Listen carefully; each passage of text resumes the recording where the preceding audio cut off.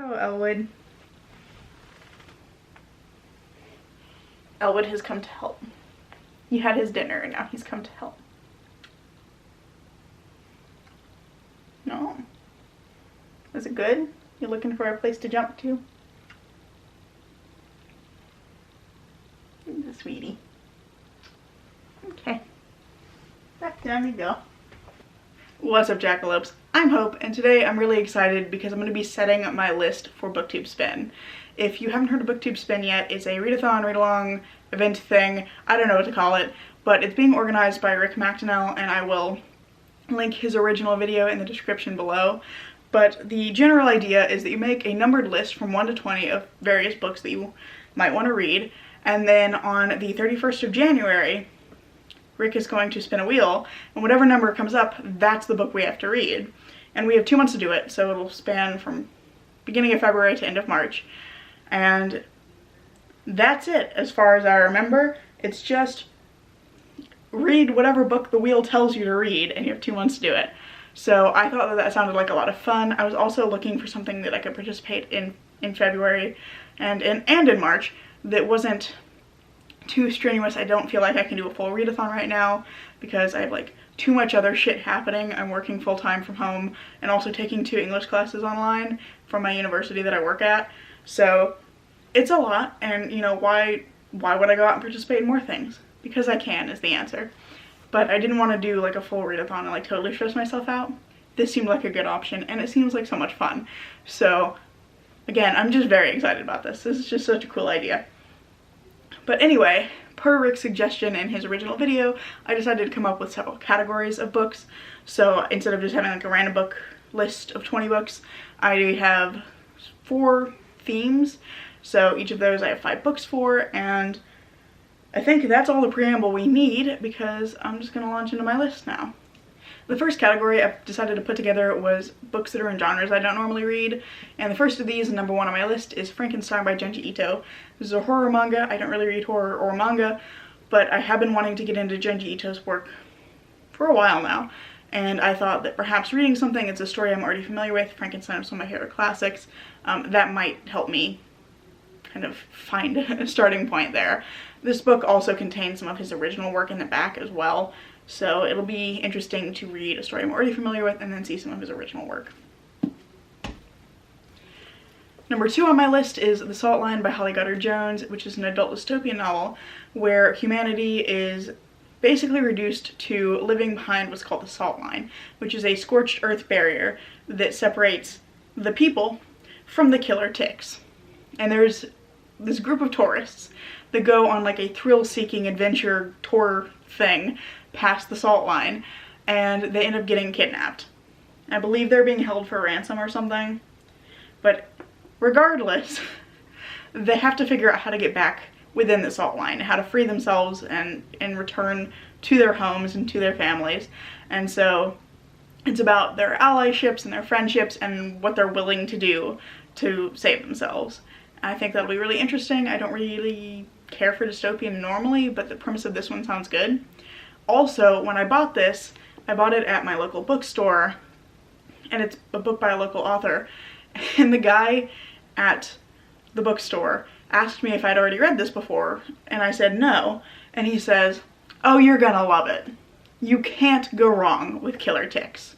And that just seemed like such a strong endorsement of this book that like I'm pretty convinced I am actually gonna love it. That's why it's number 2. Number 3 is How to Do Nothing, Resisting the Attention Economy by Jenny Odell, which I don't know a lot about. I'm pretty sure it's just a book on, it's a book on like social media and kind of our obsession with attention on the internet, like views and likes and things like that, and kind of how to break out of that mindset and spend less time thinking about that and looking at it and put your time towards something else. I think that's what it's about. I could be entirely wrong, and if you know better than me, please put it in the comments. But I think this sounds interesting. I just normally read like true crime or kind of history of medicine kind of nonfiction, so this is pretty far out of my wheelhouse. Number 4 is In the Dream House by Carmen Machado. It's a memoir. I don't normally read memoirs, but it's about her experience and time in a same-sex abusive relationship.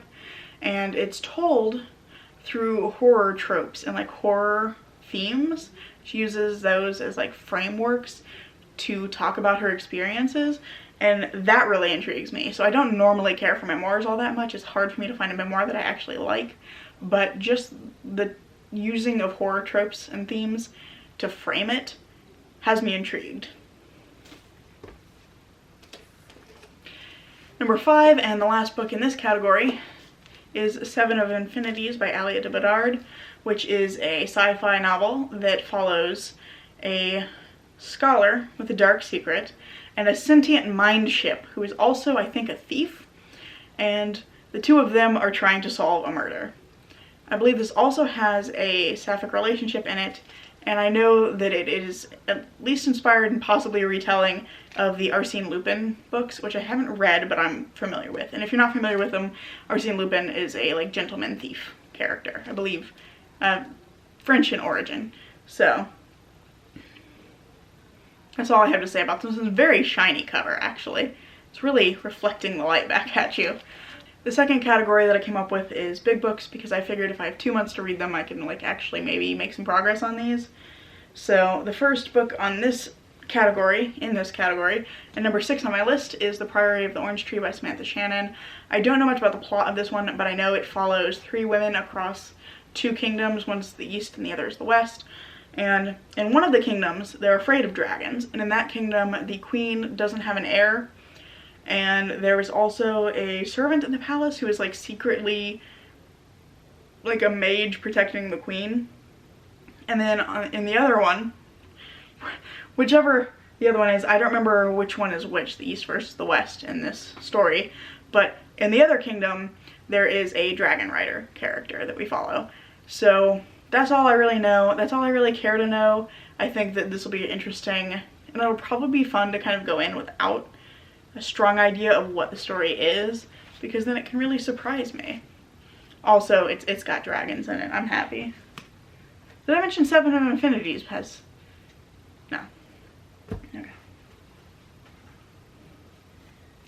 Number 7 on this list is It by Stephen King. This one was recommended to me by my boss because I said I didn't know where to start with Stephen King, and she was like, try It. So I'm gonna try It, but also I'm afraid.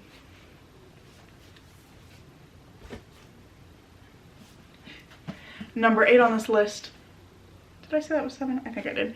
Number 8 on this list is A Little Life by Hanya Yanagihara, and I'm afraid of this one for different reasons, because I know it's gonna make me sad.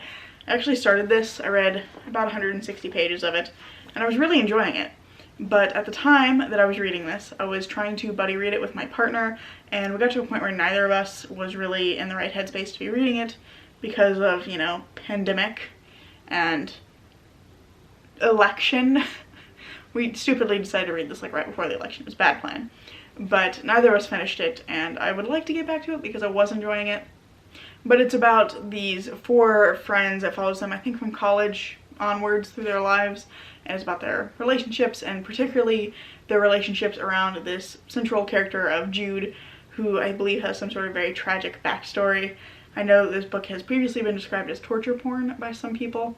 I'm waiting to make my own judgment on how I feel about the book till I've read it, but I know that it's supposed to be very sad, and it probably will make me cry, and that's probably why I haven't gone back to it yet.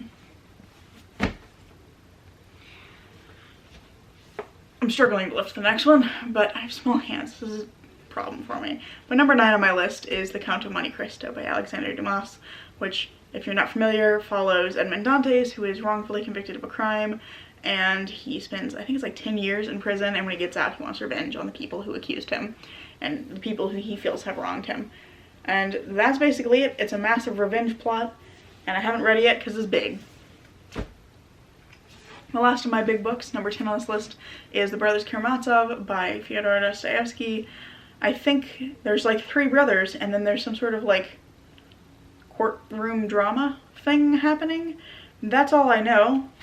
I read Crime and Punishment by Dostoevsky in like my 2nd year or maybe my 1st year of my bachelor's studies, and so I really loved Crime and Punishment. So I went out and bought The Brothers Karamazov and also Demons, same translators.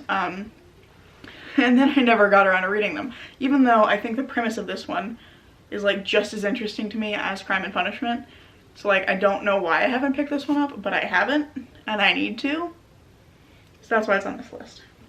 The third category that I have here is TBR veterans. I have a bad habit of kind of two things. One of that's a word. One of which, or one of them, what I was trying to say, is starting a series, like reading the first book, and it's like never coming back for the next one, even if I like the series. Or alternatively, I'll start a book, read like half of it or a chunk of it, and then set it down even if I'm liking it and just like not come back. And I don't know why I do that, but I do it a lot. So that's what these books are. They are things where I've like started a series or I've started a book and I feel like I need to get back to them. First in this section, number 11, if I'm keeping count right, is The Girl Who Played with Fire by Stieg Larsson. This is the second book in the Millennium Trilogy. I don't know the plot of this one. I just know that it's still following Lisbeth Salander, and that's all I care about.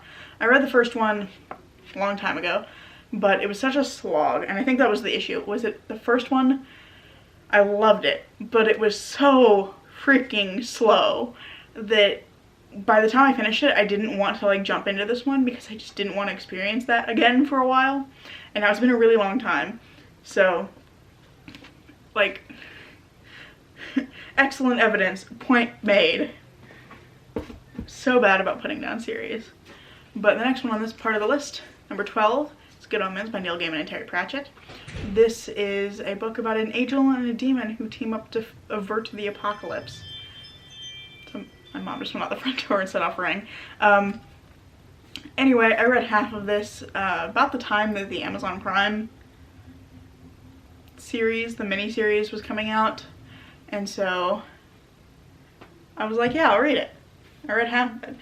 And then 2020 began, and I think I was reading this in like January or February, and I set it down and I never came back to it. So, same kind of idea for number 13, which is Jonathan Strange and Mr. Norrell by Susanna Clarke.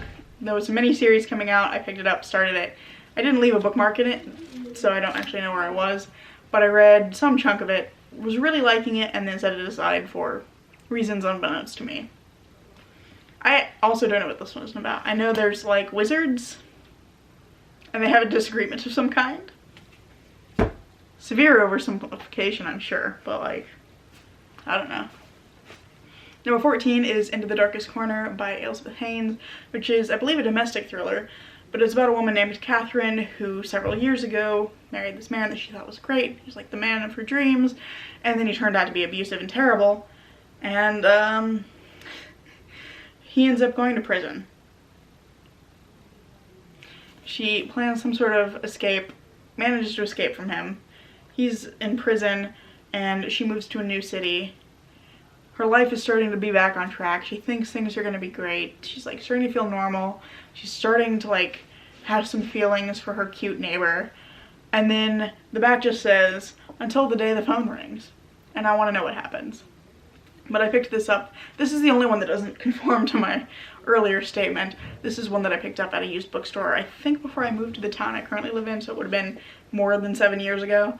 So this has been on my shelf for a long time. It probably moved with me to here, and it survived my recent bookshelf call. So it feels like I should just finally get to this one, because I keep looking at it and going, well, that sounds super interesting, and then like not picking it up. So that's the one wild card in that category.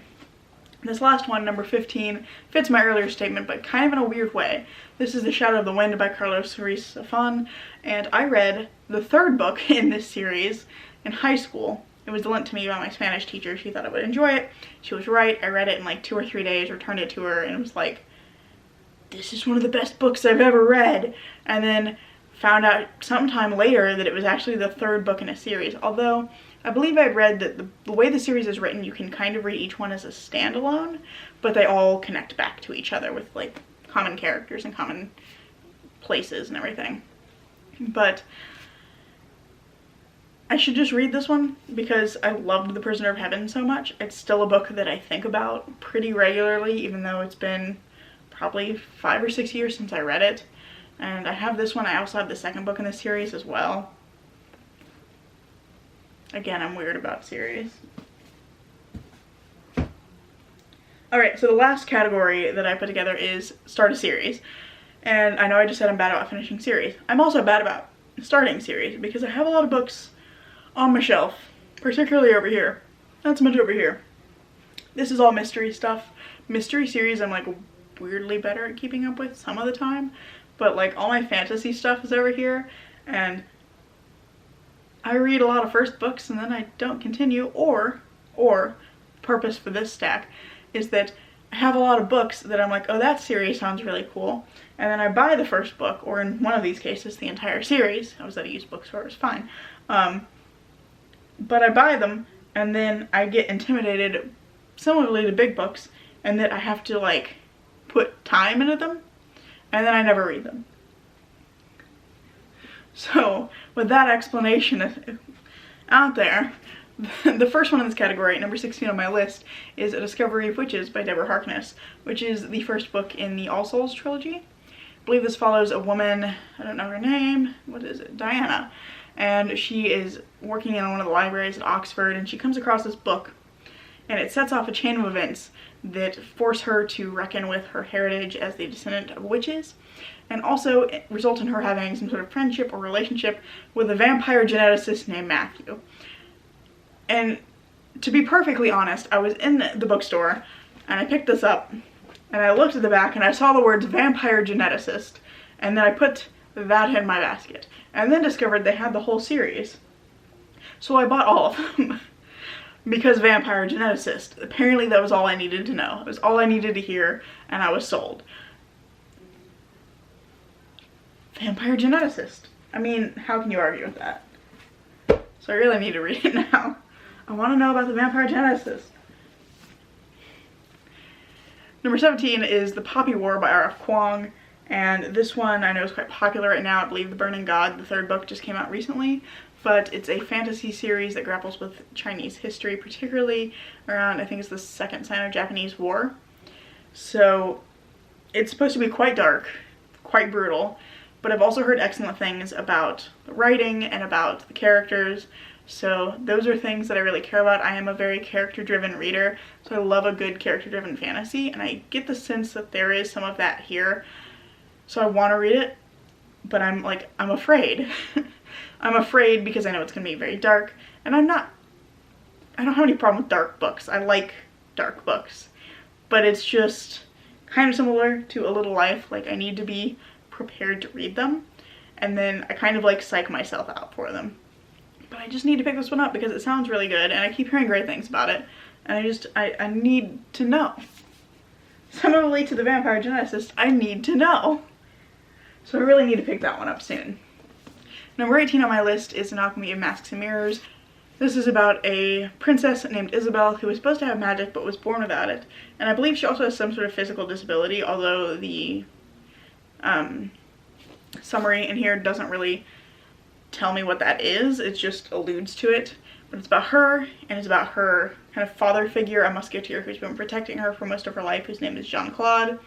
And it follows them as she is being sent off. She's engaged to this prince, and she's being sent off to marry him as a part of like a political alliance, and finds out that there have been several princesses who've been engaged to this same prince, and every single one of them has been assassinated.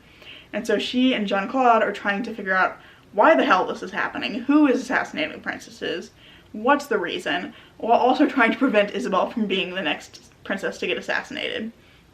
I just think that sounds cool, and the whole thing is set in a kind of steampunk world, and I love steampunk stuff, so I think that this is going to be really interesting.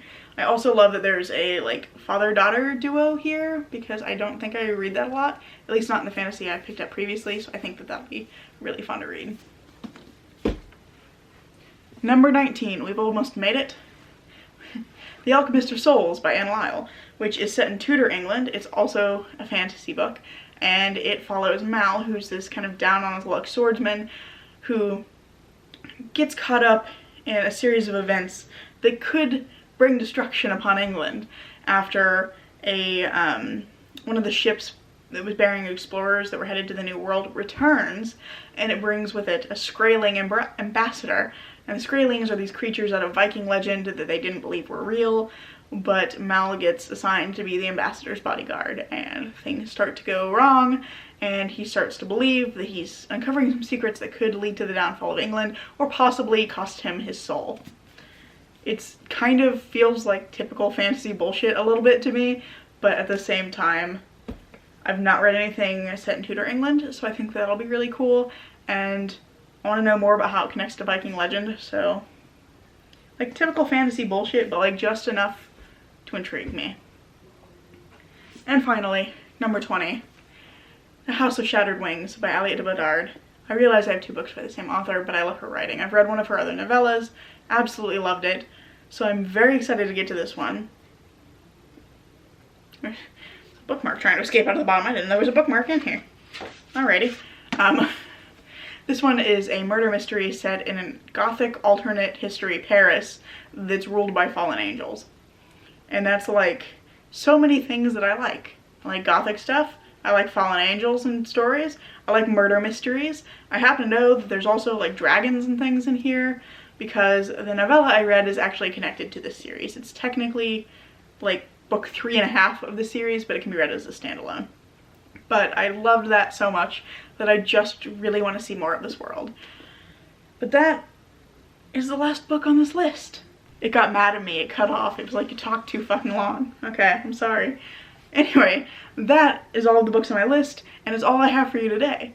So thank you so much for watching. I hope you enjoyed this video. I've really enjoyed making it. I'm very excited about BookTube Spin, so I am looking forward to seeing what everybody ends up reading. And I just want to thank you one more time for watching. If you want to connect with me on social media, my Twitter and Goodreads will be in the description below, and I hope to see you in the next video. So, bye!